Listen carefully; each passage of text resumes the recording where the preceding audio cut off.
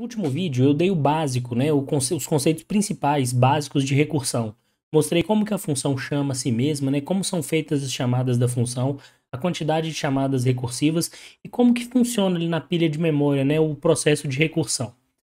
Agora nós vamos formalizar, né, como que essa recursão ela funciona de forma formal, né, o que eu já falei lá no vídeo anterior. Recursão é quando uma função chama ela mesma, dentro do seu próprio escopo, tá? Então, qualquer função que chama a si mesma é chamada de função recursiva. E essas chamadas de função são conhecidas como chamadas recursivas. Recursão envolve várias chamadas recursivas, né, como a gente viu lá no vídeo anterior. Entretanto, é importante impor uma condição de parada. Aquilo que eu falei, antes de você antes de você fazer a chamada recursiva da função, é importante que você coloque várias condições ou uma condição antes. Por quê? Se você não tiver nenhuma condição a ser realizada antes de chamar a recursão, você está chamando a recursão indefinidamente, né, infinitamente. E aí você vai gerar estouro de pilha, né, o Stack Overflow. Então, geralmente, soluções iterativas são mais eficientes do que recursão. Por quê?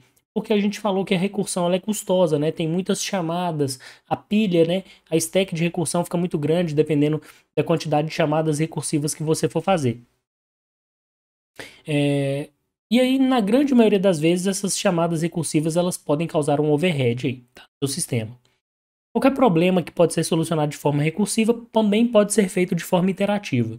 Tá? Então, sempre que não existe só, eu só consigo resolver isso com recursão. Não, eu consigo resolver de forma iterativa também. Tá? Então, aquilo que eu falei lá no vídeo anterior, né? É questão de você sempre ter um teste antes de chamar sua recursão, porque você não vai querer fazer isso aqui, né? Você não vai querer, por exemplo, ter lá sua função recursiva, sua função, e aqui dentro já chamar ela novamente aqui, ó. Você não vai querer fazer isso e depois vir com um if aqui embaixo. Tá? Você não vai querer fazer isso. Por que que você não vai querer fazer isso aqui? Por quê? Senão você não tem nenhuma condição antes de chamar ela. Então você chama ela aqui, né, que você está se chamando novamente, chamada recursiva, volta para cá de novo, e você chama novamente. Você não tem uma verificação de parada em relação aos seus parâmetros. Então você fica chamando indefinidamente, causando estouro de pilha.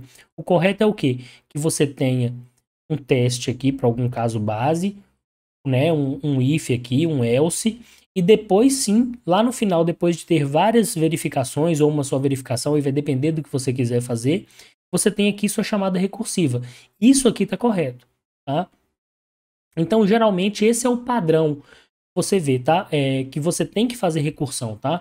É primeiro ter seus testes, suas condições, e depois você fazer a sua chamada recursiva, tá bom?